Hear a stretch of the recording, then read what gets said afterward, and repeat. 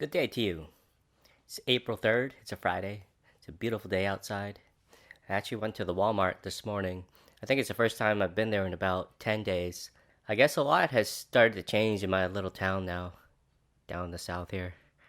I didn't get a picture of this because there were so many people already at the store. I was there at quarter of 8 in the morning. Usually you wouldn't see anyone there, but because we only have a soft quarantine where I live, like they haven't officially said to stay home. They just want, like every place that isn't like a hotspot, they just want you to kind of limit the amount of activity that you're doing outside of your residence. But I guess with all these people not working, I mean, people are just kind of milling about and they just want to get out. But what Walmart had done is they took a lot of their carriages and a lot of them. And I'm kind of curious if they're doing this in other parts of the country where, and I'm sorry I didn't get a picture of this, but again, there were so many people there, I didn't want to freak people out by just snapping pictures of them. But they had taped like hundreds of carts together and they basically formed like these channels for you to walk through to get into the store. Almost like, well, the first thing I thought was it looks like some kind of Fallout Mad Max type of setup where they had kind of built this carriage fortress. But I understand why they did it. They wanted to cut down on the amount of like face to face interactions. But yeah, it had been about 10 days. They did not have toilet paper. Fortunately, I wasn't looking for that. I kind of checked to see what they have. It's almost this morbid curiosity that I have, where I'm just wondering what people are buying now. Like, what's the next big like panic buy item? It's pretty much the same stuff.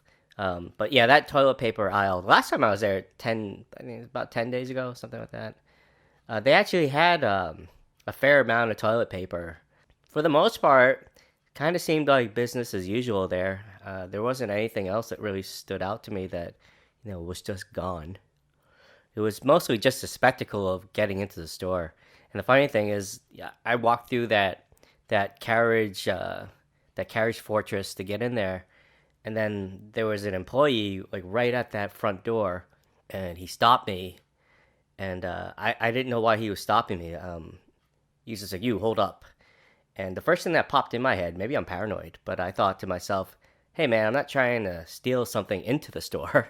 I am an Asian guy. I think I've mentioned that in a couple of other videos. So I'm always wondering if like maybe people are looking at me like he might be one of them, one of the ones that brought it here. But I assure you, to the best of my knowledge, I'm not carrying any kind of viruses.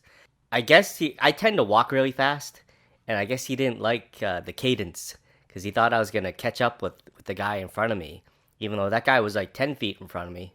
Because that guy stopped too. He's like, "Hey, hold up!"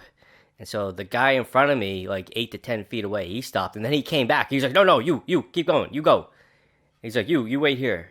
He's like, "You got to space people out." Yeah, that employee, he had like a mask on, and he was just kind of directing traffic. Interesting thing was, only about half the employees I saw in there had any PPE on. I saw, a couple that had masks on. I actually don't have any kind of mask. I just try to maintain that social distancing thing. 6 feet or more. And the store was crowded, but not so crowded that you couldn't avoid people. The interesting thing about this whole social distancing thing is I'm kind of ahead of the curve in almost like a sad kind of way. I mean, I used to live up north. I had a job and things didn't work out, and I was at the point in my life where I was like, yeah, I could stand a change. It's a whole change of scenery. I've been up north for almost my entire life, pretty much my whole life, as has been evident in a lot of my previous videos. It would have been much harder for me to get ducks up north, and it's something I always wanted. And I used to live in a small apartment, and I couldn't even get a dog. Although the landlord, when I moved out, had told me, "Oh, you could have got a dog." I was like, "Well, that wasn't on the lease." I don't know. I feel like I was a good tenant, and I was there for almost 5 years, and I always paid first of the month. And maybe that was the landlord's way of saying that, oh, if that's why you're leaving, I would have let you get a dog, because you're always paying on time, you don't cause any trouble. But there's a big difference between living in a kind of small, stuffy apartment that initially didn't allow any pets to being able to move down south, just buy a home outright, and just have all this space. I mean, that's one of the craziest things about what's going on in the country right now is I go outside with my dog and my ducks, and it's a beautiful, beautiful day outside, and it just seems like another day. It seems hard to believe what's going on in the country right now. I just got in from the outside to get more footage of the dog and duck. So when I'm doing my narration here, I'll just have some stock footage that I can show to hopefully maintain some interest for people if they're listening to me. And while I was out there, the guy across the street from me, he's got a real big yard. And he had been out there.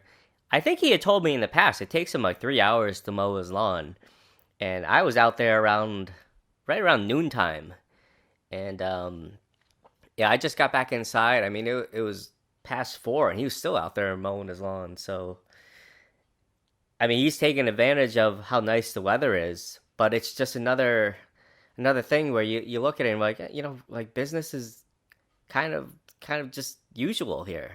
But then you go to Walmart and you see the Mad Max carriage fort, and you're like, oh, there's some weird stuff going on. But anyways, getting back to this thought I just had about being ahead of the curve. Yeah, I was looking to make a change, just change in my life. Um, as I've mentioned before, I'm single and really no strings attached. Like, fortunately, I avoided the whole marriage and divorce thing. I don't have any kids. I had very few things to tie me down. So I could have moved anywhere in the world really, but yeah, I decided to move down south. Just kind of a slower, more peaceful kind of life down here. In a way, I've been here almost a year now. You could say that I socially distanced myself a year ago because I moved to a place where I don't have any family. I didn't have a job waiting for me. I don't know anyone. And in fact, the street that I live on, at least in the little pocket where I am, is pretty much all retirees. I'm not a young guy, but I'm not retirement age either. That's still 20 some years away from me. My neighbors are all like really friendly. I get along with them fine, but we don't like hang out together or anything. They just kind of do their thing, and we kind of wave at each other from our yards, and that's about it. Very occasionally, I have like some conversations with them. It's really easy for me to distance myself from my neighbors here, and again, I've socially distanced myself from pretty much everyone that I knew. Like, I have no family here. One of the things I told myself when I first moved down south was, oh, I know I'm not really big on like the bars and the clubs, but maybe I'll just start going out and seeing like some live music at like some of the bars or whatever's in town because I always enjoy that. Or maybe I would even join a band. Of course, I've been telling myself that for like 20 years, and I still haven't done it. But it seemed like with this clean break that I've made, that would have been a good direction to head in since I love music so much, and that would have been a good way to kind of meet people. But I never did it. I went the dog and ducks route, and so I have them, and I barely leave my residence. And really, the only major change is that I can't go to the health club anymore. And truth be told, between Walmart and the various supermarkets that are in town, because everything's so close by. It's so like where I live is so nice because I live out in the country, but I only have to drive a few miles, and then everything I could possibly need is right there. And so I used to be able to go to the store like after a workout and just pick up a couple of things here and there. That's been like kind of the weirdest thing for me. Is I was never someone that would buy like a week's worth of groceries. I would just buy a couple of things, whatever I was in the mood for. And that system was working fine for me. I did listen to people like Tim Pool, who he was reporting on the coronavirus like well before the mainstream media, and he was the first person that has suggested you should really start stocking up on like beans and rice and water, stuff like that. Yeah, I actually started doing that back in early February, I think it was. And so by the time, and again, it didn't really affect here nearly as fast as obviously like a place like New York. But yeah, by the time we started hearing like different state governors say, yeah, we're locking things down, I already had like months and months of food like stocked up.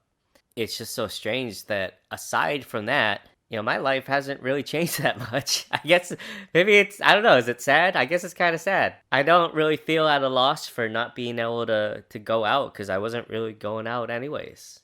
I'm a real homebody. I just like spending time with my dog and my duckies, and I do hope that things get back, because I obviously know people in different parts of the country, and I know some of them are in these hotspots, and so I hope they're doing okay.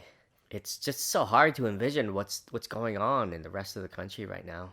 Yeah, I wish that this was one of my more typical narrations where talking about like getting caught like staring at some chick's jugs, or talking about the difference between like men and women in the dating scene. Like who can date right now, right? Like like how would you even go about like trying to meet someone? You can't. But see, I'm starting to go down the rabbit hole. I'm like, well, why would I want to like meet a girl anyways? I mean, things are going smoothly right now. I can't fathom getting like a new girlfriend and then her just being like, "Well, you gotta be on the safe side. Maybe I should just move in with you, eat all your food, and suck up your internet." Until this whole thing just kind of washes over. But I keep hearing some rumors out there that this whole thing, like the self quarantining and like the lockdown, it might go on for a pretty long time. You have to wonder down the road what happens if it starts to affect food production and it gets harder and harder to actually get food. What happens if it affects the grid, and like there's no one to run the power plants, and then the electricity goes out. I moved down here in the summer last year, and I met the real estate agent when I got here, and she gave me the keys and wished me the best of luck. And I went inside the house, and it was a sauna because the electricity was off, and it made it impossible for me to stay in the house at that particular moment. So even though I was here, I ended up having to go and stay overnight in a hotel because I probably would have died from heat stroke if I had tried staying in the house. So obviously, if the electricity goes down, that would be a huge problem. What if it affects like the water treatment? Food, water, electricity. It's not that difficult to think of some really scary things that could be right down the pipeline for all of us. And if you made it this far in this video, thank you very much. I hope that you're safe and keeping your wits about you. Try to stay positive. Whatever you're doing, try to stay positive. And hopefully I'll be able to come back in a few days with a more entertaining video, something more silly, or even something that might get feminists to just get mad at me. Miss those days, right? Where we had like just first world problems. All right, till next time.